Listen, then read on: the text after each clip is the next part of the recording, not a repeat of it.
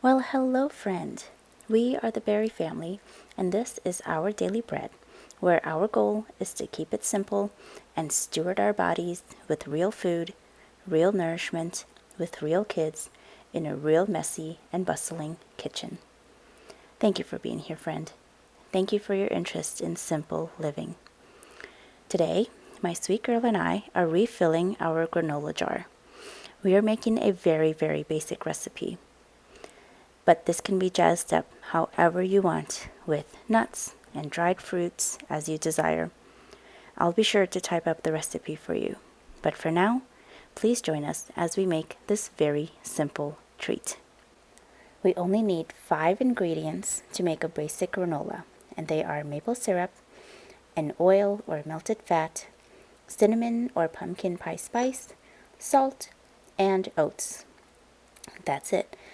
Just a quick word about cinnamon. I do recommend using Ceylon cinnamon versus any other variety such as cassia, just because it's more medicinal, and I think it's a superior quality to any other cinnamon variety, but don't worry too much about it if you don't have it. Okay, so to begin with, we are whisking together 1 cup of maple syrup and 1 cup of avocado oil. I guess I should tell you, we are making a double batch, so this will make about a gallon or so of granola. And then we added about a whole tablespoon of pumpkin pie spice. You can also use just cinnamon if that's what you prefer. And then we did about 2 teaspoons of salt. And then we're just getting all of that whisked together really well before we start adding our oats. I prefer and recommend using sprouted and organic oats. We get these at Costco, but before I used to get them at Costco, I also got them on Thrive Market. I'm wondering if Azure has them. I haven't looked into that yet. But we just get a couple bags at a time at Costco whenever we are able to go. About once a quarter or so is when we stock up. We ended up using about 11 cups of oats. In my recipe I have down 12 cups, but I think that makes it a little too dry, so I think I actually need to change my recipe to 10 to 11 cups of oats. And then we just kind of get it all incorporated together as best as we can. I should mention too, instead of avocado oil, really you can use any oil. Olive oil works fine if you like the taste of that, or even melted butter. Usually when I am making granola, I have at least 1 little helper, so the sooner I can get started, the better. I don't always allow for time for melting butter or lard or something like that, or tallow even would work. So I just get this giant jug of avocado oil from Azure Standard, and it lasts quite a while. Usually I only use it for granola, so it lasts probably about 6 months or so.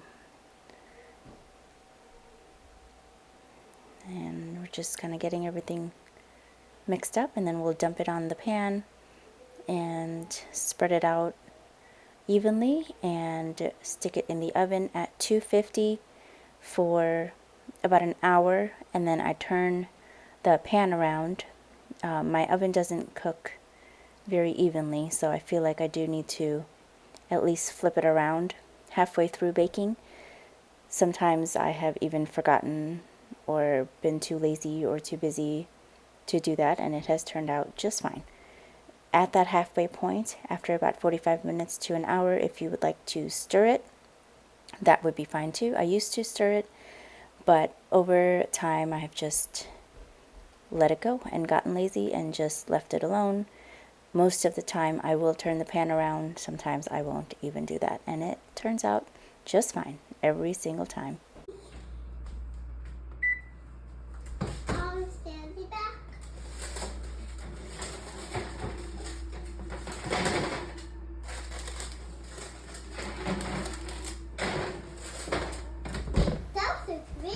So after it's done baking in the oven for a couple hours, I just take it out and set it on the counter for it to cool down almost completely, or at least until I can handle it. So it just kind of sits there until I can get back to it, anywhere from an hour to 2 hours to even until that night. Just depends on what else I have going on that day.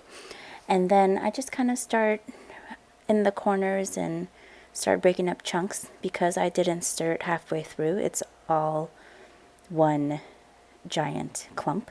So I just kind of start breaking it up in the corners, and then I'll just add it to our jar, and I use a like a rolling pin to break it apart once it's in the jar and crush it down to where it can all fit. And again, remember, this is a double batch, and this will last us, oh gosh, just depends, anywhere from a few weeks to a month, sometimes even a month and a half. If it just all depends on how much they are getting into the jar.